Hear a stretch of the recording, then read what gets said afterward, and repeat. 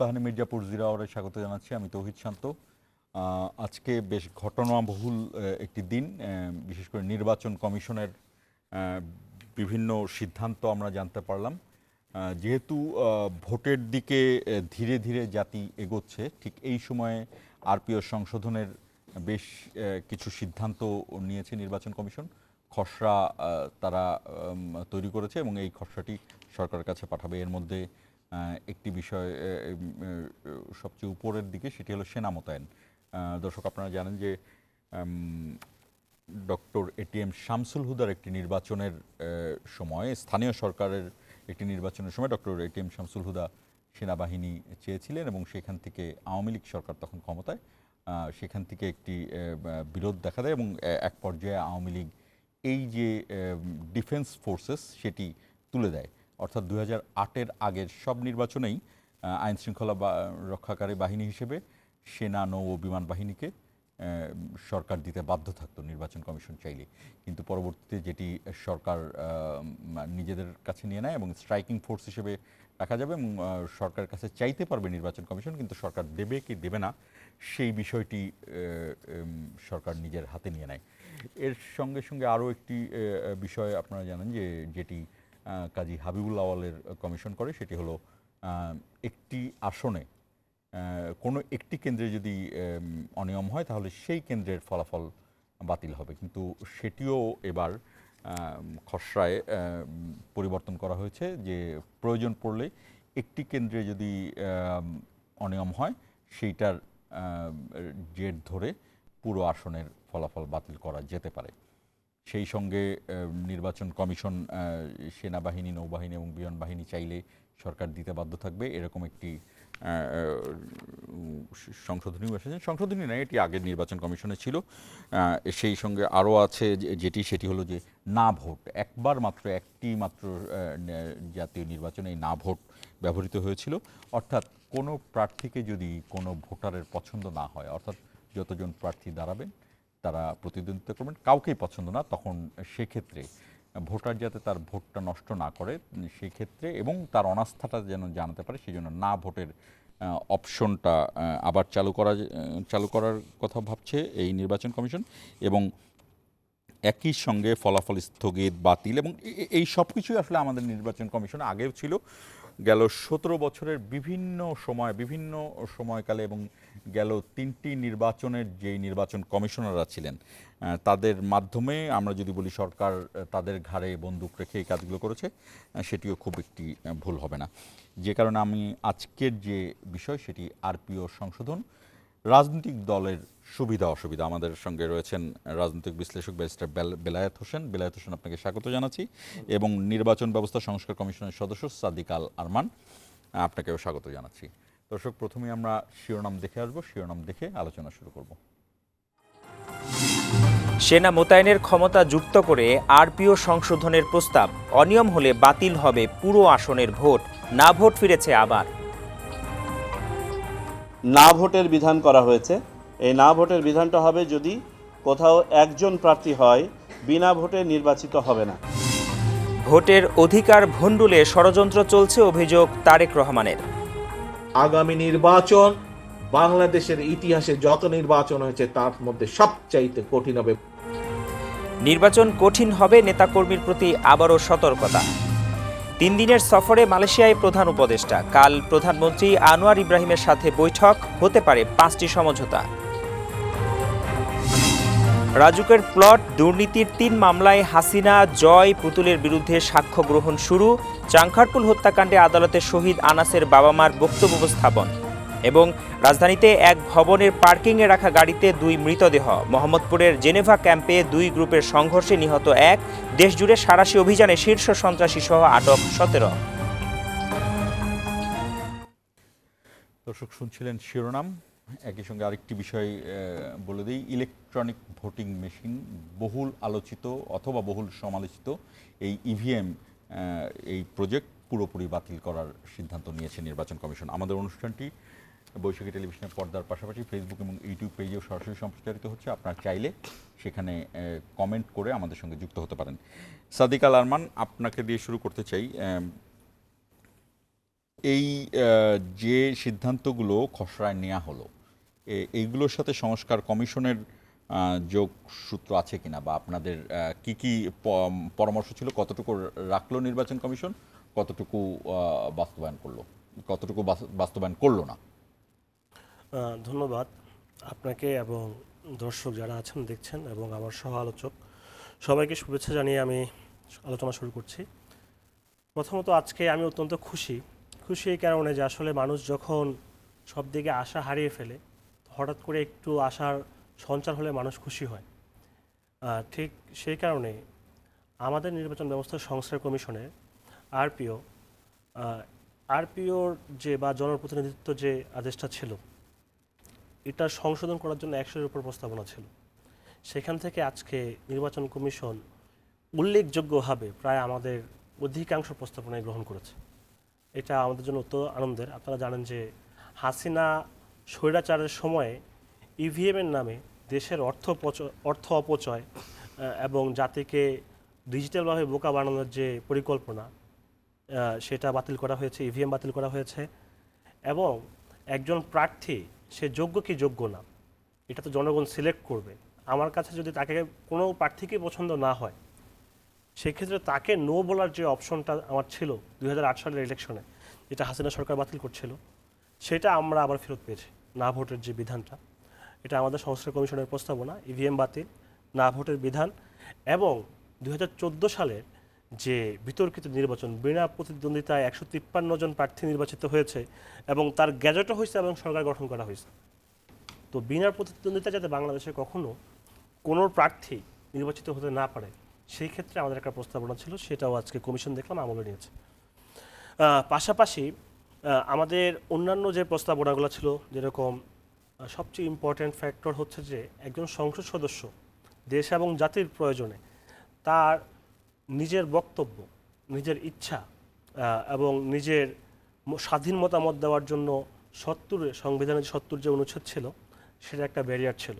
তো note of dissent জাতীয় ঐক্যমত কমিশনের মাধ্যমে এই প্রস্তাবনাটা গ্রহণ করা হয়েছে এবং এটা আমাদের জন্য অত্যন্ত আনন্দের যে বাংলাদেশে পরবর্তী প্রজন্ম যারা নতুন করে এমপি ইলেক্টেড হবে, তারা তাদের স্বাধীন মতামত দিতে পারবে। তবে কিছু কিছু বিষয় যদি অন্যান্য দলের সাথে যে কোনো বিষয়ে দ্বিমত পোষণ করতে পারবে। জি, আর্থিক দুটো বিষয় ছাড়া, একটি হলো অনাস্থা প্রস্তাব এবং আর্থিক বিষয়, অর্থ বিল। তো এই ক্ষেত্রে আমাদের জন্য এটা খুবই আনন্দের যে আমাদের সংস্কার কমিশনের এই প্রস্তাবনাগুলো বাস্তবায়ন হচ্ছে। পাশাপাশি যে সেনা মোতায়েন, বিশেষত আপনারা জানেন যে বাংলাদেশের রুরাল এরিয়ায় তৃণমূল যে এলাকাগুলো আছে, সেখানে ভোটের সময় মারামারি, কাটাকাটি এবং মাসেল পাওয়ার শো করার যে একটা প্রবণতা, এই জিনিসটা কন্ট্রোল করার জন্য সেনাবাহিনী বা যারা সামরিক বাহিনীতে কর্মরত, তাদের উপস্থিতি কিছুটা নিয়ন্ত্রণ করতে পারে, যেটা মানুষের মনে একটা আস্থা সৃষ্টি করে যে আমি ভোট কেন্দ্রে গেলে আঘাত। গেল 3টা নির্বাচনেও কিন্তু সেনাবাহিনী মাঠে ছিল। তো এটা হচ্ছে যে আপনি জানেন তাদের ম্যাজিস্ট্রেসি পাওয়ার ছিল না। তো আশা করি যেভাবে এবার সেনাবাহিনীকে ম্যাজিস্ট্রেসি পাওয়ার সহ আমি আশা করি যে আমাদের যে কমিশনের প্রস্তাব, আমরা এরকম আলোচনাও করেছি যে সেনাবাহিনীকে ম্যাজিস্ট্রেসি পাওয়ার সহ ভোটের সময় নিয়োগ করা হোক। এবং আমরা যতটুকু জানি যে 60,000 সৈন্যকে বা 60,000 সেনাবাহিনীর সদস্যকে, স্বরাষ্ট্র উপদেষ্টা 80,000 বললেন আর কি আজকে। আচ্ছা, তো এটা আপডেটটা আমার হয়তো জানা ছিল না। তো যেহেতু সেনাবাহিনীর একটা বিশাল সংখ্যক সৈন্য এই নির্বাচনে নিরপেক্ষতা, বিশেষত মানুষের নিরাপত্তা, ভোট সুষ্ঠু করার জন্য অংশগ্রহণ করবে, আমার মনে হয় যে দেশ এবং জাতি নিরাপত্তার সাথে ভোটে অংশগ্রহণ করবে এবং সুন্দর একটি ভোট ইলেকশন অনুষ্ঠিত হবে। আর আমাদের আরেকটা কমিশনের প্রস্তাবনা ছিল যে পোস্টাল ব্যালট। আপনি জানেন যে আমাদের দেশের প্রায় বিশাল একটা অংশ যারা দেশের বাইরে থাকে, এটা কোটির উপরে, এরকম একটা বিশাল অংশ যারা দেশের বাইরে থাকে, এদের কিন্তু দেশ নিয়ে কনসার্নটা বেশি। কারণ আমরা যারা দেশে থাকি, আমাদের রাজনৈতিক বেনিফিট, এই অভ্যুত্থানে তারা রেমিটেন্স যোদ্ধা হিসেবে দারুণ অবশ্যই তারা বেনিফিট, তারা রেমিটেন্স যুদ্ধ শুধু নয়, তারা বিভিন্ন দেশে প্রোটেস্ট গড়ে তুলছিল, জাতিসংঘের সামনে বিক্ষোভ হয়েছে, লন্ডনে বিক্ষোভ হয়েছে, আরব আমিরাতে তারা জেলেও গিয়েছে। তারা জেলে গেছে। তাদের যে অবদান, তাদের মূলত দেশের স্বার্থটার প্রায়োরিটি তারা দেয়। বিশাল একটা অংশ তারা নিজের স্বার্থকে কখনো গণ্য করে না। সেই ক্ষেত্রে পোস্টাল ব্যালটের একটা পাইলট প্রজেক্ট হবে নির্বাচন কমিশনের মাধ্যমে আপনারা ইতিমধ্যে জানতে পেরেছেন। তো এটাও আমাদের জন্য অত্যন্ত আনন্দের যে আসলে তারা অংশগ্রহণ করতে পারতেছে। আর আমাদের সমাজে নারীদের নেতৃত্ব, নারীদের অংশগ্রহণ অনেক বেশি ইম্পর্টেন্ট, কারণ এত বিশাল একটা সংখ্যা যারা আমাদের সমাজকে রিপ্রেজেন্ট করে, এদেরকে যদি আমরা রাজনৈতিকভাবে সক্রিয় করতে না পারি, লিডারশিপে নিয়ে আসতে না পারি, সেই ক্ষেত্রে তারা বঞ্চিত হয়। তো আমাদের সংস্কার কমিশনের প্রস্তাবনা ছিল 100 জন নারী তারা সরাসরি ভোটে নির্বাচিত হবে। তো নোট অফ ডিসেন্ট ঐক্যমত কমিশনে এই প্রস্তাবটিও অ্যাকসেপ্ট করা হয়েছে, যদিও এই প্রক্রিয়াটা কীভাবে হবে সেই বিষয়ে দ্বিমত আছে। আর সবচেয়ে উল্লেখযোগ্য বিষয় হচ্ছে যে আমাদের দেশে যখন স্বৈরাচার তৈরি হয়, কোনো সংসদে কোনো বিল পাস হয়, সেক্ষেত্রে এই জিনিসটা রোধ করার জন্য দ্বিকক্ষ বিশিষ্ট যে পার্লামেন্টের প্রস্তাবনা, আপনি জানেন নোট অফ ডিসেন্টে এটাও কিন্তু ইতিমধ্যে ঐক্যমত কমিশন সিদ্ধান্ত গ্রহণ করেছে যে দ্বিকক্ষ বিশিষ্ট পার্লামেন্ট হবে।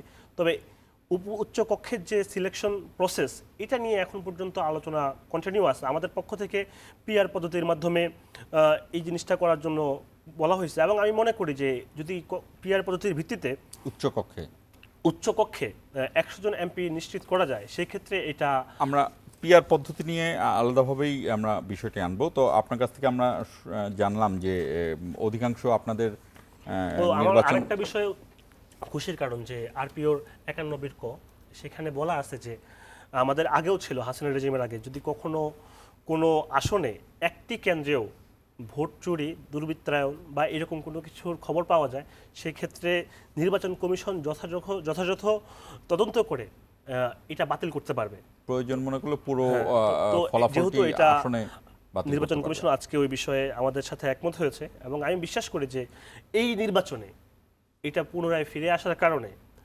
আমাদের ভিতর স্বচ্ছতা আরও বেশি ফিরে আসবে, এবং সংস্কার কমিশনের সদস্য হিসাবে আমি আনন্দিত। ব্যারিস্টার বেলায়েত, যে বিষয়গুলো আনা হয়েছে এগুলো আসলে নির্বাচন কমিশনের আগেও ছিল, বিভিন্ন সময়ে এগুলোকে একটি একটি করে কাটছাঁট করা হয়েছে। কেন কাটছাঁট করা হয়েছে সেই বিষয়টি হয়তো বা আপনি ব্যাখ্যা দিতে পারবেন। আর ঠিক এই মুহূর্তে আপনার কেমন মনে হচ্ছে যে আরপিওর এই সংশোধনীগুলো আনলে আগামী নির্বাচনের প্রভাব কী? ধন্যবাদ আপনাকে, আমার সহ আলোচক সাদিক আল আরমান সাহেবকে অনেক ধন্যবাদ। উনি নির্বাচন সংস্কার কমিশনের মেম্বার। তো আমার যেটা মনে হলো উনি খুব খুশি, দেখা যাচ্ছে আসলে নির্বাচনটাকে একটা সংস্কার কমিশন বা আইনের মাধ্যমে সীমাবদ্ধ।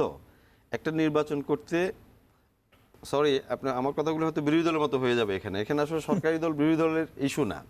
বিষয় হচ্ছে দেখেন, একটা নির্বাচন সুষ্ঠুভাবে কন্ডাক্ট করতে অন্তত 4-5টা বিষয় খুব অ্যাকিউটলি কাজ করতে হয়। নাম্বার 1 নির্বাচন কমিশন, নাম্বার 2 সরকার, নাম্বার 3 রাজনৈতিক দল, নাম্বার 4 পুলিশ, সেনাবাহিনী, আইন শৃঙ্খলা বাহিনী।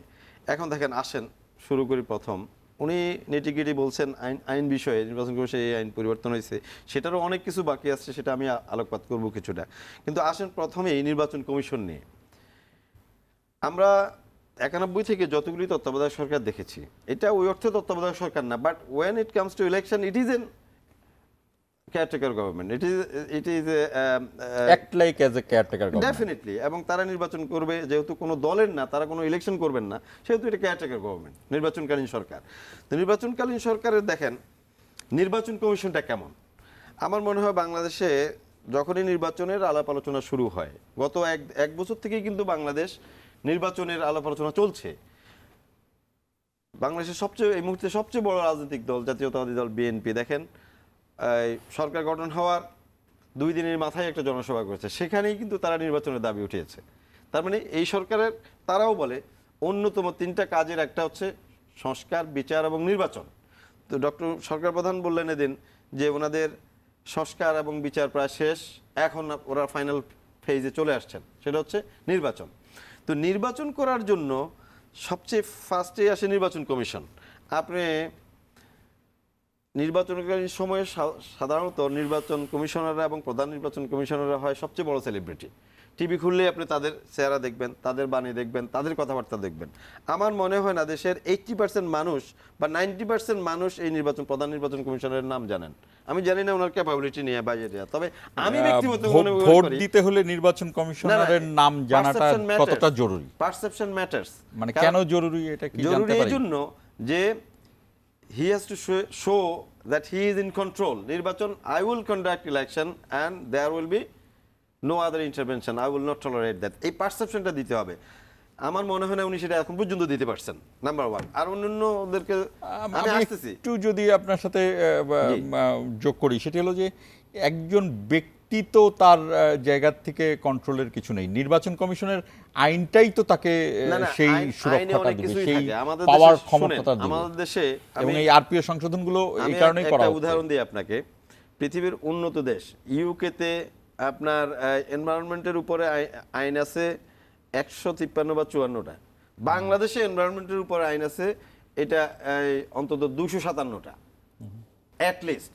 তো আপনি পরিবেশের অবস্থা দেখেন বাংলাদেশ আর ইউকে, তো আইন হচ্ছে আইন থাকবে, আপনি ভালোর দিকে এটাকে মুভ করাবেন, 70 ধারা চেঞ্জ করছেন, ওই যে না ভোটের ব্যবস্থা করছেন, ওয়েল অ্যান্ড গুড। কিন্তু বাংলাদেশের নির্বাচন তো 70 ধারা আর ওই যে আপনার না ভোটের উপরে নির্ভর করে না, নির্বাচন নির্ভর করে এই যে 1 নম্বর নির্বাচন কমিশনকে দেখাইতে হবে যে তারা ইম্পার্শিয়াল। সে কাজ এখনো সামনে বাকি আছে, কিন্তু এখন পর্যন্ত যে পারসেপশন এবং যে শো, আমি সেটাতে ওনাদেরকে নেগেটিভেই রাখবো, নাম্বার ওয়ান। 2 নম্বর সরকার, আমি বলবো সরকারের আন্তরিকতা দেখতে পাচ্ছি, স্পেশালি সরকার প্রধান, ওনারা নির্বাচনের একটা রোড ম্যাপে আছেন, আমার মনে হয় সরকার আন্তরিক এই বিষয়ে। ধরেন ফুল মার্কস দিলাম সরকারকে, কিন্তু আসেন রাজনৈতিক দলের মধ্যে এখনো কিন্তু আজকেও জামাতের এক লিডার বলছে কি পিআর পদ্ধতির জন্য তারা আন্দোলন করবেন, তাই না? মানে আন্দোলন তো গণতান্ত্রিক অধিকার। এখন যেখানে নির্বাচনের শিডিউল ঘোষণা হবে, দল নির্বাচনে সেখানে কোন পদ্ধতিতে ভোট কাউন্ট হবে সেটাই আপনি ঠিক করেন নাই। নির্বাচন কমিশনের সবচেয়ে বড় একটা ব্যর্থতা কি জানেন? আমার তো মনে হয় এই নির্বাচন কমিশন ইলেকশন করতে পারবে কিনা, আমি পার্সোনালি, আমার এটা কোনো পারসেপশন না, পার্সোনালি আমার মনে হয় the government, they will jeopardize government ambitions। কারণ কি দেখেন, রাজনৈতিক দলগুলোর সাথে আলাপ আলোচনা শুরু করতে দোষ কোথায়? এতদিনে নির্বাচন কমিশন কিন্তু নির্বাচন কমিশনের এটা বলে দিতে হবে কেন তাদেরকে? তারা তো বাংলাদেশে এখন রাজনৈতিক দল, নিবন্ধিত দল কয়টা? 40-42টার মতো আছে। আলোচনা শুরু করবে না? অবশ্যই, কেন করবে না? তারাই তো, কারণ আস্থা নিতে হবে, তারা হবে ফেস। এই মুহূর্তে ডক্টর ইউনূস তার কাজ করবেন, কিন্তু নির্বাচনের জন্য, দেশকে প্রস্তুত করার জন্য এই লিডটা নেবেন হচ্ছে নির্বাচন কমিশন। They are seriously failing in it. Number 2, সরকারের কথা আমি বললাম, রাজনৈতিক দল, আসেন রাজনৈতিক দলগুলোর মধ্যে এই যে আলাপ আলোচনাগুলো, তাহলে পিআরের আলোচনাটা এখন আর হাওয়ায় ঘুরে বেড়ানোর সুযোগ ছিল না, তাই না? আমরা উচ্চকক্ষে পিআরের আলোচনাটা আছে, সেটা পরের বিষয়, কিন্তু দেখা গেছে যে নিম্নকক্ষেই, অর্থাৎ হাউস অফ পার্লামেন্টেই, হাউস অফ দি নেশনেই নিয়ে পিআর পদ্ধতি নিয়ে আলাপ আলোচনা হচ্ছে, যদিও এগুলি অনেক ক্ষেত্রে অলিক এবং উদ্ভট আলোচনাও বটে, কিন্তু এই বিষয়ে একটা সীমারেখা টেনে দেওয়ার সময় ছিল, এবং সীমারেখা টেনে দেওয়ার অথরিটি হচ্ছে নির্বাচন কমিশন। বলে দিতে পারে যে না, এই নির্বাচন তোমরা পরে যদি করতে চাও করো। তারপরে আমলা এবং পুলিশ, দেখেন নির্বাচন কমিশনের একটা নিজস্ব জনবল আছে, নির্বাচন ওই যে জেলা রিটার্নিং নির্বাচন কর্মকর্তা, কিন্তু আসলে কিন্তু নির্বাচন তারা কন্ডাক্ট করে না, নির্বাচন কন্ডাক্ট করে হচ্ছে আমলারা, ডিসি, ইউএনও, যে এলাকার ইউএনও থাকেন, উপজেলা নির্বাহী থাকেন, ওই এলাকার রিটার্নিং অফিসার, ডিসি থাকে ডিস্ট্রিক্ট রিটার্নিং অফিসার, তার আন্ডারে দেখা যাচ্ছে 11টা-12টা আসন পরিচালিত হয়। এখানে বর্তমান যেই ডিসিরা আছেন, এদের একজনেরও বা ইউনিয়নেরও আছেন, একজনেরও একটা ইলেকশন করার কোনো অভিজ্ঞতা নাই। এটা কেমন বললেন? কারণ 2008 এর পরে, এই জায়গাতে আমি শেষ করে দেন, আমি বলতেছি আপনাকে, 2008 এর পরে একটা নির্বাচনও আর হয় নাই। কাজেই বর্তমান আমলাতন্ত্র এবং পুলিশ বলেন, সেনাবাহিনী বলেন, সেনাবাহিনী তো সিকিউরিটি কিভাবে দিচ্ছে আপনারা অতীতে জানি, কারোই নির্বাচন করার কোনো অভিজ্ঞতা নাই। সেক্ষেত্রে নির্বাচন কমিশন সিরিয়াস কর্মযোগ্য ছিল শুরু থেকেই। নির্বাচন কমিশনের প্রস্তুতিটা যদি এখনো শুরু করে, দে উইল বি লেট। নির্বাচন কমিশন শুরু থেকে, আর একেবারে ডে 1 থেকে যেদিন ফর্ম হয়েছে সেদিন থেকেই তাদের এজেন্ডা ছিল কিভাবে দে শুড প্রিপেয়ার। আমি আবারও আসবো, আমি জানি না, আপনি নিশ্চয়ই আপনার যৌক্তিক কারণ রয়েছে, তবে একটি কথা বলি, সেটা হলো যে নির্বাচন করেছেন এমন অভিজ্ঞ ডিসি কিন্তু আছে, গেল 3টি নির্বাচনে যারা, বাদ দেন, ওরা কোনো ইলেকশন করে না, ইলেকশন রিগ করছে ওরা এই জন্যই বলছে। আমি অ্যাড করি যে আমাদের সংস্কার কমিশনের প্রস্তাবনা ছিল 18 ইলেকশনে যারা কারিগর ছিল এদেরকে যারা শাস্তির আওতায় আনা হয়, এবং ইতিমধ্যে তা করা হয়েছে। না, সেটা কিন্তু এই জন্যই বলি, ধরেন কিন্তু ব্যারিস্টার বেলায়েত তো অভিজ্ঞ কর্মকর্তা চাচ্ছেন। আমাদের আরেকটা প্রস্তাবনা আছে যে রিটার্নিং কর্মকর্তার ক্ষেত্রে নির্বাচন কমিশনের নিজস্ব কর্মকর্তা, আগে যেটা ডিসিরা হইতো, তাদেরকে না করে নির্বাচন কমিশনের নিজস্ব সেটা এখনো কর্মকর্তাদেরকে হয় নাই তো। রিটার্নিং কর্মকর্তা হওয়ার জন্য সুপারিশ করা এটা কি হয়েছে। নির্বাচন কমিশনের সেই সক্ষমতা আছে? আমরা যতটুকু জানি যে বিষয়ে আলোচনা চলছে, খুব শীঘ্রই হয়তো বা না, এটা হয় নাই, সক্ষমতা পরিষ্কার আছে হবে। কিনা নির্বাচন কমিশনে? বাংলাদেশে এত কর্মকর্তা, ওই এত সক্ষমতা যোগ্য নাই। কর্মকর্তা কি নির্বাচন কমিশনে আছে? না না, প্রশ্ন আসে। রিটার্নিং কর্মকর্তা দেওয়ার ক্ষমতা আছে, কিন্তু উপজেলা পর্যায়ে একেবারে প্রত্যেকটা আসন কেন্দ্রিক এই ক্ষমতাটা নাই। এটা সম্ভব হবে না। তো এই ক্ষেত্রে হয়তোবা আমাদের নিয়োগ পাশাপাশি অন্যান্য বিষয়গুলোর জন্য একটু সময় লাগবে। তো আগত যে ইলেকশন হয়তোবা আমাদের সংস্কার কমিশনের পরবর্তী ধাপে, পরবর্তী ইলেকশনে আমরা এটা দেখতে পারি। এইবার এটা কঠিন হবে, তবে জেলা ভিত্তিক যে রিটার্নিং কর্মকর্তা থাকবে সেই ক্ষেত্রে নির্বাচন কমিশনের নিজস্ব কর্মকর্তার মাধ্যমে সেটা করার জন্য অনুরোধ করা হয়েছে, ডিসিকে না রাখার ব্যাপারে সুপারিশ করা হয়েছে। এটা আচ্ছা। একটা সুপারিশ, কিন্তু আমি বলি দেখেন অনেক বিষয় ওনারা হাতে দেন না। যেমন পৃথিবীর যেই সব দেশেই যেই বয়সে ভোটার ওই বয়সে কিন্তু পার্লামেন্ট মেম্বার হতে পারে। অন্য কোনো দেশে কি খুব না, একটা ইয়ে আমাদের নাই। সংসদ কমিশনের প্রস্তাবনা ছিল যে হ্যাঁ, 21 বছর কিন্তু- বয়সে হ্যাঁ। সে যাতে ইলেকশন করতে পারে, কিন্তু বাংলাদেশের যারা বিশাল না, কেউ বিশাল চাইবে না। পলিটিক্যাল পার্টি, হ্যাঁ, হ্যাঁ। তারা তাদের ঐক্যমত, তাদের কারণে এই জিনিসটা বাস্তবায়ন করা কাদের কারণে? Political party. কোন পার্টি? এটা তো আপনারা জানেন যে বাংলাদেশের বৃহত্তর দলসমূহ কারা, এদের ভিতরে কয়েকটা বড় দল তারা এই বিষয়ে আপত্তি তোলে, এবং সেই জন্য 21 বছর বয়সে যে শুধু আমরা নির্বাচনে অংশগ্রহণ করার জন্য যোগ্যতা অর্জন করতে পারবো, এমপি ইলেকশন করতে পারবো, সেটা থেকে সরকার সরে আসছে। আচ্ছা, তো এই তার মানে- এই ব্যর্থতা আপনি সরকারকে না দিয়ে না, না। রাজনৈতিক দলগুলোকে দেওয়া উচিত। না, সেটা অন্য কথা। রাজনৈতিক দলগুলা সরকারের যদি- power, তাদের যদি না, রাজনৈতিক জি। দল এখন ধরেন সরকার যদি করতে চায়, তখন আপনি বলবেন যে গায়ের জোরে চাপায় দেওয়া হচ্ছে, না, গায়ের জোরে চাপায় দিয়ে সংস্কার করা হচ্ছে। এটা কিন্তু আপনাদের এখন এর অনেক বিরুদ্ধে দলের- যদি রাজনৈতিক দল তখন না, আন্দোলনে কিন্তু নামে? এটা নির্বাচন কমিশন তো কোনো কথাই না, না, বলে নাই, বা বেলাল ভাই, সরকার- আমি অ্যাড ঠিক করি। আছে। প্রথমত এটা কিন্তু পলিটিক্যাল সরকার না। না, এটা- পলিটিক্যাল সরকার না হোক, এটা আপনাদের একটা পলিটিক্যাল আন্দোলন, পার্টিগুলো যদি গণঅভ্যুত্থানের আমাদের সরকার। এর সাহসিকতা শুনেন, ওনারা সময় ওয়েস্ট করছেন নানা বিষয় নিয়ে। ওনারা এই যে বলেন যে পুলিশ সংস্কারটাও তো করতে পারেন না। ওনারা যদি এনাফ পুলিশ নিয়োগ করতো, যদি এই যে একটা ইন্ডিপেন্ডেন্ট পুলিশ কমপ্লেন্স কমিশন করতে কতদিন লাগে? করছে তো, করছে, ধীরে ধীরে ভাই, করছে। করতে তাহলে একটা সরকার দেখা যাচ্ছে 5 বছর মেয়াদে, ওনাদেরকে যদি 5 বছরের বসা দেওয়া হতো তাহলে 5 বছর মেয়াদ চলে যেত, ওনারা করতেই থাকতেন। তারপরে পোস্টাল ব্যালটের কথা উনি বলছেন, আমি এখনো কনফিডেন্ট না যে যারা ওভারসিজ, আমিও বাইরেই থাকতাম, যারা আছে তারা পোস্টাল ব্যালটের মাধ্যমে ভোট দিতে পারেন। শুধু ওদের কেন, এই দেশেও যে লোকটা ভোট দিচ্ছে, ভোট কাস্ট করতেছে, ধরেন স্কুল টিচাররা হাজার হাজার লক্ষ লক্ষ লোক কিন্তু এই ভোট কাস্ট করার জন্য নিয়োজিত থাকবে, পুলিশ তো তাদের জন্য এটা তো ইম্পারেটিভ একটা ম্যাটার, তারা আগে ভোট দিয়ে ফেলবে। তারা যাকেই ভোট তাদের দেয়। জন্য আমাদের আচ্ছা, এই বক্তব্যটা পরিষ্কার, তাদের এবার জি। ইলেকশনে অংশগ্রহণ করার জন্য একটা প্রক্রিয়া নেওয়া হয়েছে। প্রক্রিয়া নেওয়া হয়েছে এখনো জানি না, ক্লিয়ার না কি প্রক্রিয়া? এটা তো স্বরাষ্ট্রমন্ত্রী, ঠিক আছে, বলছেন। স্বরাষ্ট্র উপদেষ্টা নিজেই ঘোষণা দিয়েছেন প্রক্রিয়া এটা? যে তাদেরকে নিজেদের ডিউটিরত যে জায়গায় থাকবেন সেখানে ভোট দেওয়ার ব্যবস্থা করা হবে। না, ওইটার দরকার কি? তাদেরকে এই যে পোস্টাল ভোটটা ওনারা মডেল কাকে নেন আমি জানি না, কারণ আমাদের ওখানেও আমরা দেখি, বাইরে আমরা বিভিন্ন দেশে ওখানেও ভোট নেয়, আপনি বলছেন, তখন তারা যারা ভোট কাস্ট করে তাদের ভোট আগেই কাস্ট করে দেয়, তারা পোস্ট করে দেয়, কিন্তু ব্যালট বাসা চলে যাবে, সমস্যা নাই। তারপরে ফরেন ভোটারদেরকে সেন্টার, আপনি শুধু সেটা না, যেই যেই জায়গাতে আমরা আপনারা ছোট্ট যদি একটা মানুষকে বিরতি শক্তি- নিয়ে আসি, এই 1 মিনিটে শেষ করবো। যদি যেই জায়গাতে হিউজলি পপুলেটেড লোকজন আছে বিদেশে, সেন্টার করতে পারেন। আমরা দেখছি তার্কিতে যখন ইলেকশন হয়, আপনি ইয়েতে জার্মানিতে সেন্টার হচ্ছে, লন্ডনে সেন্টার হচ্ছে, আপনাদের এত সমস্যা কোথায়? যদি না পারেন এখান থেকে নির্বাচন কমিশনের অতিরিক্ত দায়িত্ব দেন লোকজনকে, এমবিসির লোকজন এতটুকু করতে পারবে না না? ভাই, ছোট্ট আপনার তো বোঝা লাগবে, আমাদের কিন্তু এইবার একটা ট্রায়াল না, হবে। বুঝা ভাই, না, আমরা না, না, বুঝি, কিন্তু আমরা আমলাতান্ত্রিক একটা প্রোগ্রামে জটিলতা- যাচ্ছি, এটা আমাদের লম্বা প্রস্তাবনা। সেই ক্ষেত্রে পোস্টাল ব্যালট তো এবার পাইলট প্রজেক্ট হিসেবে শুধু চালু পোস্টাল হয়েছে। ব্যালট না, ডাইরেক্ট ভোটিং Even করতে পারেন। না, আমাদের অনলাইন ভোটিং এর প্রস্তাবনা আছে, আপনি কি আইনলে আমাদের অনলাইন ভোটিং এটা এখানে আমাদের দেশে ইয়ে হবে আমি না। ছোট্ট একটি বিরতি নিব। অনলাইন ভোটিং আর আপনার ওই যে ইভিএম নিয়ে দর্শক, এগুলিতে প্রবলেম আছে। আমাদের আলোচনা চলছে, 1 মিনিটের বিরতি নিচ্ছি, আমাদের সঙ্গেই থাকুন।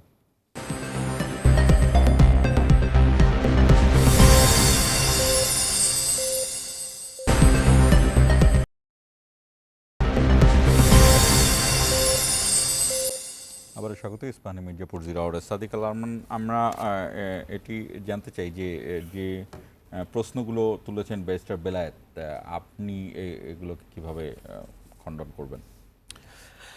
ধন্যবাদ। আমি বেলায়েত ভাইয়ের সাথে কিছু কিছু জায়গায় একমত এবং কিছু কিছু জায়গায় বিনয়ের সাথে দ্বিমত পোষণ করছি।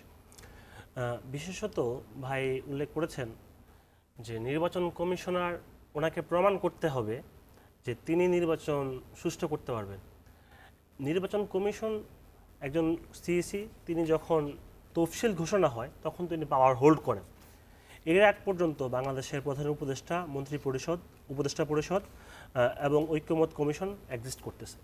যেহেতু বাংলাদেশের আগামী দিনের ভোট কোন প্রক্রিয়াতে হবে, আমরা কি এফটিপিতে যাব নাকি পিআরেই থাকবো, এই বিষয়টা এখনো নিশ্চিত হয় নাই।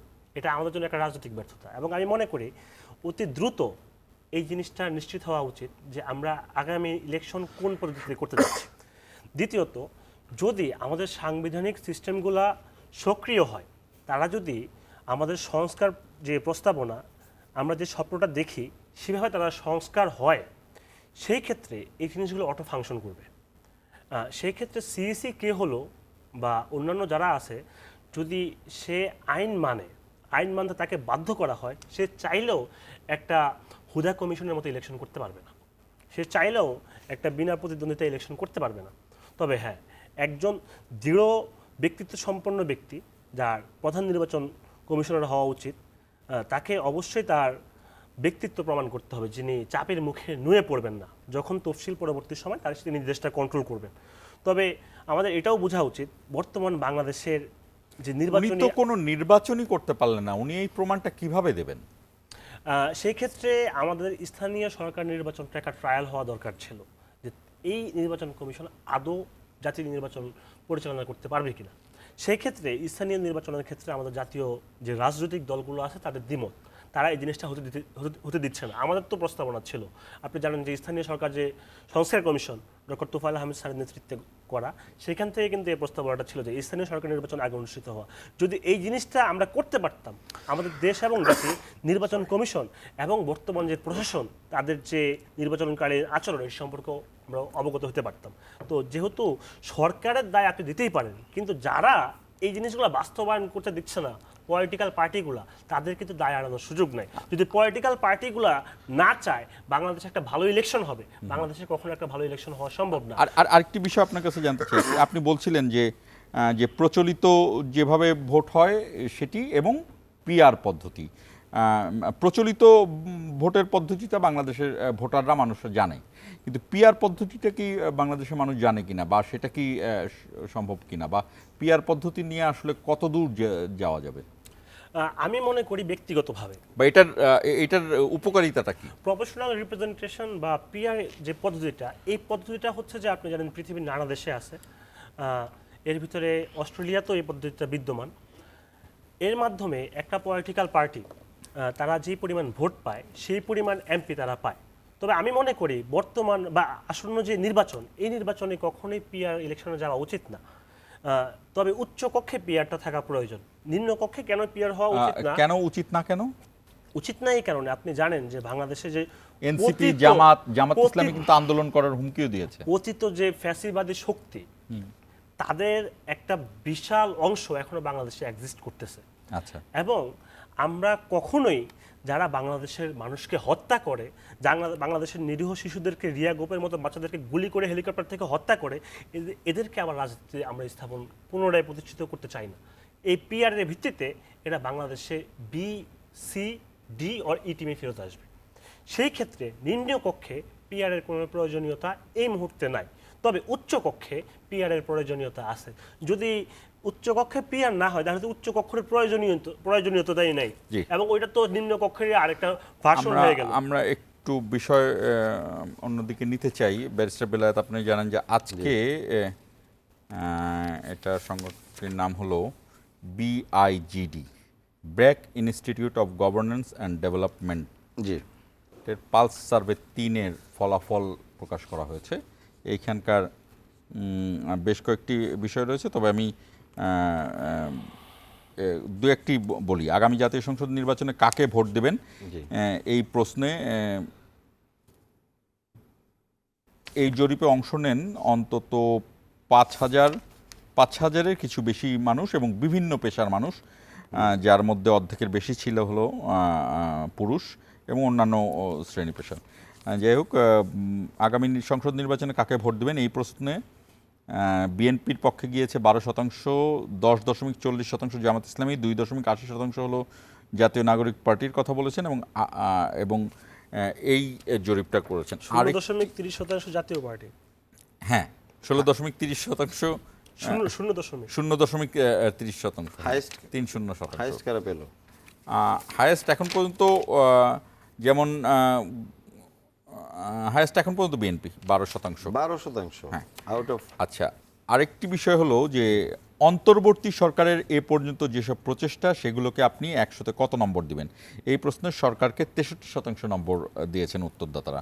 একই জরিপ গত অক্টোবরে করা হয়েছিল, সেটি ছিল 68%। এই আরেকটি বিষয় হলো যে ভালোভাবে সংস্কার করে তারপর নির্বাচন চান 51% মানুষ, জরুরি সংস্কার করে নির্বাচন চান 17%, এবং সংস্কার বাদ দিয়ে নির্বাচন দেওয়া ভালো বলে মনে করেন 14% মানুষ। আর শেষ করছি আমি, কোন সংস্কার প্রয়োজন বলে মনে করেন? এই প্রশ্নে একাধিক উত্তর দেওয়ার সুযোগ ছিল। এইখানে 30% মানুষ আইন শৃঙ্খলা উন্নয়নের কথা বলেছেন, আইন ও বিচার ব্যবস্থা উন্নতির কথা বলেছেন 16%, 11% মানুষ নিরাপত্তা নিশ্চিত করা, 16% অর্থনীতি বা ব্যবসা চাঙ্গা করা, এবং 13% নিত্য প্রয়োজনীয় পণ্যের দাম কমানো, এসব ব্যাপারে বলেছেন। আর 42% উত্তরদাতা বলেছেন যে বাংলাদেশ রাজনৈতিকভাবে সঠিক পথে আছে, এবং তারা এই সরকারের যে অর্থনৈতিক স্টেবিলিটি এটার ব্যাপারেও সন্তুষ্ট। Barrister Belayet, ji thank you. আপনি কিন্তু সরকারের বেশ সমালোচনা করলেন, কিন্তু আমাদের জরিপে কিন্তু এই জায়গাটি ততটা না, আমি সরকারের সমালোচনা করি, নির্বাচন কেন্দ্রিক যেই সরকারের ইয়েগুলো দেখছি এটাতে আমি হ্যাপি না, কিন্তু সরকারের অন্য সফলতা আছে। স্পেশালি আমরা যখন এই সরকারের প্রসঙ্গে কথা বলবো, আমরা অলওয়েজ এটা মনে রাখবো যে সরকার এমন একটা সময় দায়িত্ব নিয়েছেন যে সময়ে দেশের আইন শৃঙ্খলা বাহিনী টোটাল মনোবল হারিয়ে ফেলেছিল, তাদের কর্মকাণ্ডের কারণেই দেশটা একটা চরম অস্থিতিশীলতার মধ্যে দিয়ে যাচ্ছিল। সেই অবস্থায় গিয়ে আজকে যে একটা স্থিতিশীলতার মধ্যে দাঁড়িয়েছে, এবং ব্যাংকগুলো একরকম সব লুট হয়ে গেছে, লক্ষ লক্ষ হাজার হাজার কোটি টাকা ওখান থেকে চলে গেছে, কিন্তু অনেকে আশঙ্কা করছিলেন অনেকগুলো ব্যাংক হয়তো বা দেউলিয়া হয়ে যাবে, সেটা হয় নাই। সরকারের অর্থনৈতিক এর কারণে হয়েছে। আমেরিকাতে যে ট্যারিফের বিষয়ে, সেটাও আমরা ইন্ডিয়ার থেকে ভালো পর্যায়ে আছি, এটাও একটা বড় সফলতা আমাদের জন্য। সত্য সরকারের সফলতা আছে, আমি সেটা বলি না যে সরকার ব্যর্থ, কখনই না। আর সবচেয়ে বড় কথা আমার মনে হয় সরকার যা করে আন্তরিক, কিন্তু কিছু কিছু বিষয়ে এই যে নির্বাচন কেন্দ্রিক বিষয়ে আমি সরকার আরও এফিশিয়েন্টলি অনেক কিছু করতে পারতো, সেটা বলি নাই, সেটা বলতেছিলাম আর কি। আর নির্বাচনের যে জরিপটা আপনি দিয়েছেন এটা খুব ইন্টারেস্টিং, কারণ হচ্ছে কি, মানুষ আসলে একটা জিনিস প্রমাণ হয় এখানে, মানুষ পরিবর্তন চায়, এবং রাজনৈতিক দলগুলোর মধ্যেও মানুষ ওই পরিবর্তনটা দৃশ্যমান দেখতে চায়। এই মুহূর্তে জরিপে একটা জিনিস, সেটা হচ্ছে বিএনপি 1 নম্বর দল, জামাতকে 2 নম্বর দল হিসেবে দেখানো হচ্ছে, যদিও খুব মার্জিনালি, বাস্তবতা হয়তো ফার অ্যাওয়ে। কিন্তু আমি এই প্রসঙ্গে কিছু কথা বলবো। যেমন ধরেন, জামাত ইসলামী এই প্রথম তাদের রাজনৈতিক দর্শন এবং তাদের যে অতীতের কর্মকাণ্ড, রাজনৈতিক দর্শন এবং ক্ষমতায় যাওয়ার যে একটা মুখোমুখি দল হিসেবে, দ্বিতীয় দল হিসেবে, অর্থাৎ তারা প্রথম ফেস করতেছে। কাজেই রাজনীতিতে তারা এক্সপোজ হয়ে যাবে, যেটা অতীতে কখনোই হয় নাই। যেমন ধরেন, জামাত ইসলামী যে রাজনীতি করে, তারা ইসলামের কথা বলে, আবার ইভেন ইসলামিস্ট যে দলগুলো তারা আবার তাদেরকে অমুসলিমও মনে করে, বলে যে জামাত ইসলামীর রাজনীতি হারাম। এবং ধরেন ইসলামের এই পয়েন্টে যারা আমরা আলেম ওলামাদেরকে যাদেরকে চিনি, তারা অনেকে বলে গণতন্ত্রই হারাম, তাই না? তো সেক্ষেত্রে জামাত ইসলামী ইসলামিস্টদেরকে ইসলামী আইন চালু করবে, তো কি আইন চালু করবে? গণতন্ত্রের মাধ্যমে।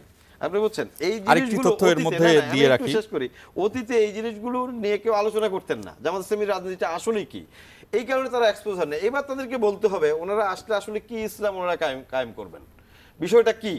ওনারা কি এই যে আমরা বর্তমান অর্থ ব্যবস্থা ডলার কেন্দ্রিক, আমরা ডলার কেন্দ্রিক অর্থ ব্যবস্থা, যেখানে এলসি খুলি, সেখানে ইন্টারেস্ট ব্যবস্থার মাধ্যমে সারা দেশে ব্যাংকগুলি চলতেছে, তো এই ক্ষেত্রে তাদের অবস্থানটা কি হবে? তার মানে যদি বলে যে না, যেভাবে আছে এইভাবেই চলবে, আসলে এটা এভাবেই চলবে, কিন্তু তখন হিপোক্রেসি হবে। এবং এই কারণেই জামাতকে আসলে অনেকে যে হিপোক্রেট বলে, এটার মূল কারণগুলো কিন্তু আসলে ওই যে শফিক সাহেব কি বললেন এই মুহূর্তে, তাদের এজেন্ডাটাই হিডেন। আসলে মানুষ এখনো জানে না তারা গভর্নমেন্টে আসলে কি বলবে। আচ্ছা, তাদেরকে ওপেন করতে হবে। একটু সরাসরি যদি আপনার কাছে জিজ্ঞেস করি যে আপনি কি মনে করেন আগামী নির্বাচন সুষ্ঠু হবে কি হবে না? আমি ওই যে বললাম, এখন এই যে আরপিও সংশোধন, এগুলো কিন্তু নির্বাচন সুষ্ঠু করারই একটা অংশ। ওগুলি ধরেন খুব ভালো, ওগুলি সব ঠিক আছে, কিন্তু গ্রাউন্ড রিয়ালিটি যেটা, সেটা হচ্ছে বাংলাদেশের রাজনীতিতে ইম্পর্টেন্ট।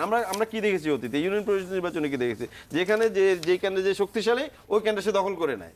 এখন এটাকে ফিরাইতে হবে।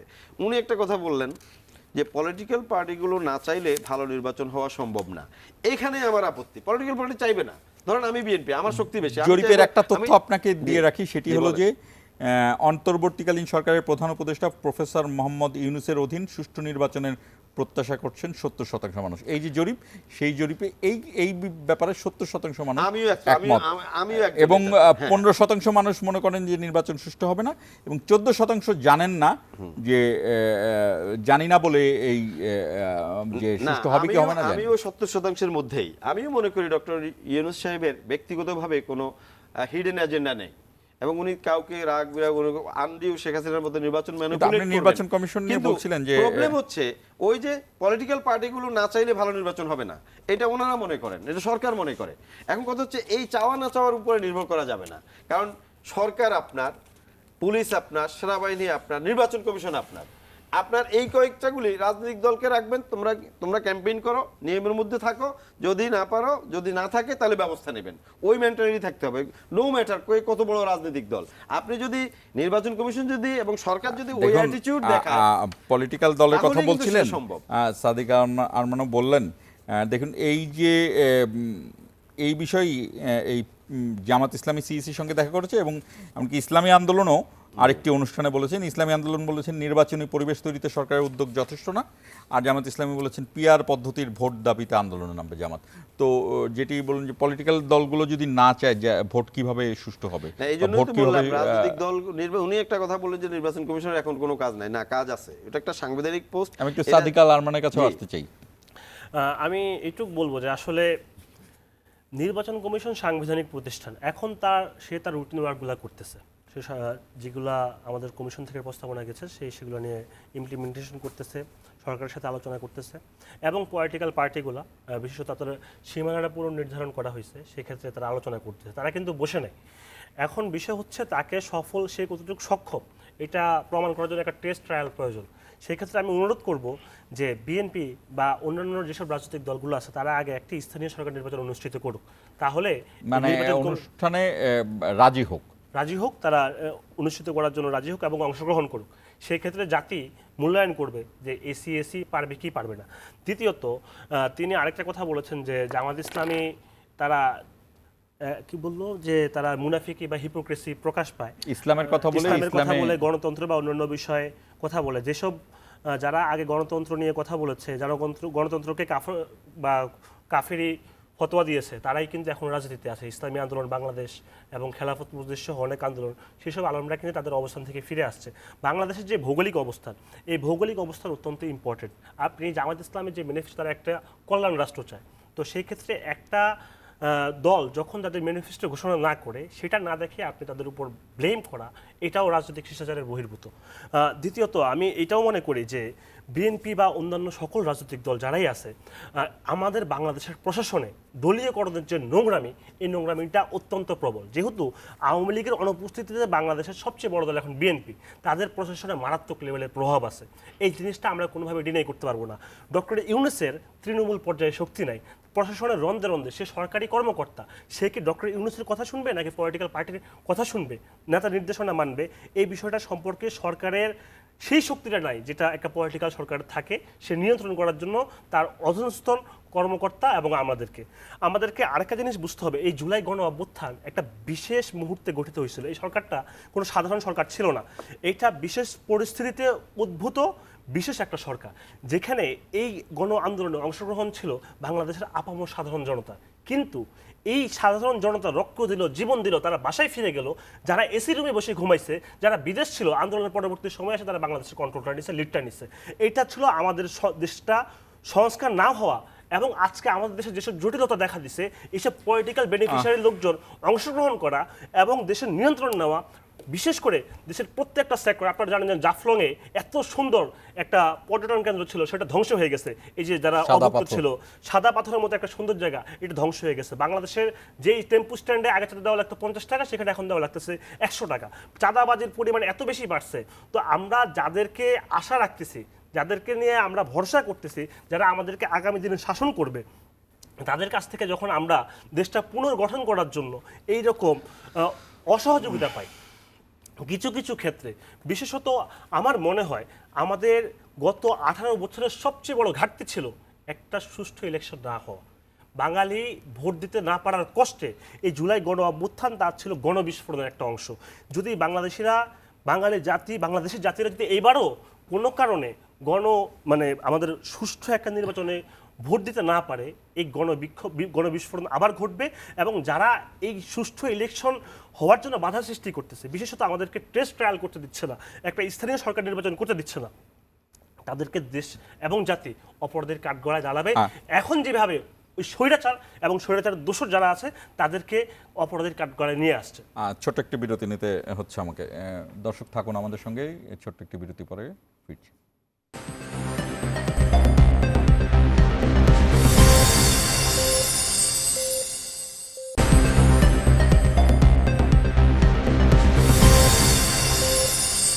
দর্শক আবারও স্বাগত ইস্পাহানি মির্জাপুর জিরাওয়ারে। আমাদের বিরতির ফাঁকে অফ দ্য রেকর্ডও আমাদের আলোচনা চলছিল। বেস্টার বেলায়েত সাদিক আল আরমান যে কথাগুলো বলছিল, যে বিশেষ করে আমি যতটুকু বুঝলাম বিএনপির কে ইঙ্গিত করছিল যে বিএনপির অসহযোগিতার কারণেই আগামী নির্বাচন এবং আগামী রাজনৈতিক যে পরিস্থিতি সেই জায়গাতে একটু হতাশা প্রকাশ করেছে। জি, এই কথাটা মোটেই ঠিক না। আমি আসলে উনি একটা পর্যায়ে মনে হলো যে উনি জামাত ইসলামীকে প্রতিনিধিত্ব করতেছেন কিনা সেটাই আমি সন্দেহ করছি। কিন্তু বাস্তবতাটা হচ্ছে, যদি আপনি দেখবেন, হ্যাঁ, বিএনপির কিছু লোকজনকে উচ্ছৃঙ্খল আচরণ করছে না, আমরা সেটা অস্বীকার করি না, এবং এই কারণেই আপনি দেখবেন বিএনপির নেতৃত্ব প্রায় 4500-এর মতো তাদের নেতাকর্মীকে বহিষ্কার করেছে অথবা সাসপেন্ড করেছে দল থেকে। বিএনপি সর্বান্তকরণে এটা হচ্ছে ইন্ডিকেশন। আমি বলি সর্বান্তকরণে চাইছে সরকারকে সহযোগিতা করতে, কিন্তু এই যে নিয়ন্ত্রণ নেওয়ার কথা বললেন, সরকার কন্ট্রোল করতে পারছে না বললেন, তাহলে তো সরকারের ব্যর্থতা। সরকার তো বিএনপি নেই। বিএনপি একটা ফেয়ার ইলেকশন চাচ্ছে অনেকদিন থেকে, কিন্তু বিএনপি কোনোদিন সরকারে আছে ঠিকই বিএনপি দাবি করছে, বরং অল্প কিছু ছাত্রনেতা এবং একটা বিশেষ দল তাদেরকে দেখা যায় আপনি এই যে সরকারের সাথে খুব দরম মহরম। কাজেই যদি কন্ট্রোলে থেকে থাকে, অস্থিতিশীল যদি অনিশ্চয়তা যদি বয়ে বেড়ায়, তাহলে তাদের কারণে আজকে তারা দেখেন নির্বাচনের সিস্টেম একটা সেটেল ম্যাটার অনেকটা। এ বিষয়ে সংবিধান সংস্কার কমিশনও কোনো প্রস্তাব দেয় নাই পিআর পদ্ধতির বিষয়ে, তারা আজকে বলতেছে তারা এটা নিয়ে মাঠে আন্দোলন করবে। তাহলে নির্বাচন অস্থিতিশীল করার পরিবেশটা কারা চাচ্ছে? অন্তত বিএনপি চাচ্ছে না, কারণ বিএনপি সবসময়ই গণতান্ত্রিক উপায়েই সরকার পরিবর্তন চেয়েছে, এবং এই যে 15.5 বছরের সংগ্রাম, বিএনপির ত্যাগ, তিতিক্ষা আন্দোলন, জুলুম সংগ্রাম, হ্যাঁ অন্যরাও করেছে, এবং সেটা আনপ্যারালেল। তো এই কেন হয়েছে? মূলত এক জনগণের কাছে জনগণের ক্ষমতাকে ফিরিয়ে দেওয়ার জন্য, যে একটা এই প্রক্রিয়াটা কি একটা গণতান্ত্রিক উপায়ে সরকার পরিবর্তন হবে, বিএনপি এটা বিশ্বাস করে আসছে, এবং সেই জন্যই বিএনপি আন্দোলন করেছে। বিএনপি এখনো একই কথা বলছে। বিএনপি তার যদি যোগ করি পিআর পদ্ধতিতে আমি যতটুকু বুঝি এটিতে হলেও বিএনপি তো বেশি আসন না, ডেফিনেটলি পাবে, কিন্তু এই মুহূর্তে ওই যে ওনার একটা কথা সঠিক, আপনি পিআর পদ্ধতির সবচেয়ে বড় যে দুর্বলতা, অনেকগুলো দুর্বলতা আছে, যেটা যদি পিআর পদ্ধতির ডিমেরিটসগুলো নিয়ে কথা বলি তাহলে এখন সময় পাওয়া যাবে না, কিন্তু বাস্তবতা হচ্ছে এই পিআর পদ্ধতির মাধ্যমে একটা আউটস্টেট গভর্নমেন্ট আবার ক্ষমতায় চলে আসতে পারে। আপনি দেখেন, আপনি এবিসি অনেক দল আছে, আমি ওই দিন এখানে অনেক দল আছে, অনেক মার্কা আছে। আওয়ামী লীগ ধরেন ব্যান্ডই হয়ে গেল, নির্বাচনই করতে পারলো না, কিন্তু তারা এমন একটা মার্কা চুজ করলো যে তারা ওই মার্কায় ভোট দেবে, এবং ওই মার্কা থেকে ধরেন তাদের লেস নোন পিপলকে দিয়ে ইলেকশন করাইলো। হ্যাঁ, তখন তারা কিন্তু ব্যাপক ভোট পাবে, তাদের এখনো যথেষ্ট ভোট আছে, কিন্তু কোয়ালিশন করে, কোয়ালিশনটা কখন হয়? দুইটা আমরা দেখছি ভিন্ন মেরুর আদর্শের দলের মধ্যেও কোয়ালিশন সরকার হয়। জার্মানিতে হয়েছে, তারপর ইভেন ইউকেতে 2010-এ যেটা হয়েছে, সবসময় লিবারাল ডেমোক্রেটিক পার্টি এরা প্রো লেবারের সাথে অনেক বেশি কানেক্টেড, সেটা না হয়ে কনজারভেটিভ পার্টির সাথে তারা চুক্তি কোয়ালিশন গভর্নমেন্ট করলো, নিক ক্লেগ ডেপুটি প্রাইম মিনিস্টার হলো, আর ডেভিড ক্যামেরন প্রাইম মিনিস্টার হলো। তো এখানে এই সম্ভাবনাটা, এবং এটা কাল্পনিক না, এটা বাংলাদেশে এরকম আন্দোলন হতে দেখেছি যে আওয়ামী লীগ জামাত ইসলামী একসাথে 96 আন্দোলন করেছে। তো এখন ভবিষ্যতে পথ চলা যে আবার এটা একটা সুযোগ, একেবারে এটা কোনো কল্পনা না, এটা বাস্তবেই তৈরি করে দিত, যেই স্বৈরাচার হাসিনার মতো ফেসিস্ট যারা দেশকে এমন একটা অবস্থায়, দেশের মানুষকে হত্যা করেছে, দেশের ছাত্র জনতাকে হত্যা করেছে, বিনা ভোটে 3-4 সেশন ক্ষমতায় ছিল, আপনি তাদেরকে সরকারে ঢুকার বা গভর্নমেন্ট পরিচালনার আবার একটা সুযোগ করে দিবেন, সেটা তো হতে পারে। অনুষ্ঠানের শেষ প্রান্তে সাদিক যারা আলোচনা করে, যারা পিআর পদ্ধতিতে ইলেকশন, জেনারেল ইলেকশন করার আলোচনা করে, তারা কি স্বৈরাচারের সাথে আপোষ করতেছে কিনা এই বিষয়ে কোশ্চেন উঠবে, এটা তো হতে পারে না। যে যারা, আমি যদি এইটুকুই বলি, আসলে আমি জুলাই গণ অভ্যুত্থান থেকে উঠে আসছি, আমি অনেক রক্ত, আমরা 1.5 মিনিট দিতে পারবো, 1.5 মিনিটে আমি শেষ করব। আমি এটুকু বলতে পারি যে জুলাই গণ অভ্যুত্থানে বিএনপি বলেন, জামাত বলেন, অন্যান্য সকল সংগঠন বাম যারা ছিল সবার কন্ট্রিবিউশন আছে। বিশেষত আমি এইটুকু বলি যে যখন আমরা রামপুরা আন্দোলনে অংশগ্রহণ করতেছিলাম, তখন আমাদের একজন বড় ভাই, যিনি কেন্দ্রীয় যুব দলের সদস্য গিয়াসুদ্দিন লিটন ভাই, তিনি আমাদেরকে অনেকটা ছায়ার মতো করে আগলে রাখতেন, আমাদেরকে খাবার এবং অন্যান্য বিষয়ে তিনি হেল্প করেছেন। আমি তার একটা কথাই বলবো যে যখন এই যে রাজপথের মানুষগুলা যারা একসাথে লড়াই করছে, যারা একসাথে আন্দোলন করছে, এরা নতুন একটা বাংলাদেশের স্বপ্ন দেখে। আমরা 24-এর রক্তের মাধ্যমে, রক্ত দিয়ে, আমাদের ঘাম দিয়ে আমরা ট্যাগিংয়ের রাজনীতি ভেঙে দিয়েছি। ভাই অনেকগুলা কথা বললেন, আমি কিন্তু একবারও বলিনি ভাই বিএনপির মুখপাত্র, কিন্তু আমি তার একটা কথা খণ্ডন করায় তিনি আমাকে আবার সেই ট্যাগিংয়ের রাজনীতি আমাকে জামাতের মুখপাত্র তিনি বানিয়ে দিয়েছেন। এটা অত্যন্ত দুঃখজনক, আমরা নতুন বাংলাদেশে এটা কখনো কামনা করি না। দ্বিতীয়ত তিনি বললেন যে উল্লেখযোগ্য কয়েকজন ছাত্রনেতা যারা সরকারকে পরিচালনা করতেছে, সরকারের খুব কাছাকাছি থাকেন। আপনাকে বুঝতে হবে, যারা আপনাদেরকে 17 বছরের কষ্টের জীবন, সমগ্র জাতিকে 17 বছর কষ্টের জীবন থেকে উদ্ধার করেছে, তাদের কারণে আজকে বাংলাদেশের ফ্রিডম অফ স্পিচ আছে। আমি এখানে কথা বলি, আমি বের হবো, আমাকে ডিজিএফে তুলে নিয়ে যাবে না।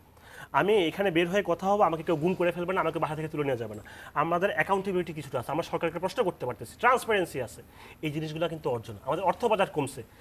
মূলত আমাদের বাংলাদেশের নতুন বাংলাদেশের যে স্বপ্ন, এই গণ অভ্যুত্থানটাকে আমরা বিপ্লবে রূপান্তরিত করতে না পারার কারণে সেটা আজকে ধূলিসাৎ হয়ে যাচ্ছে।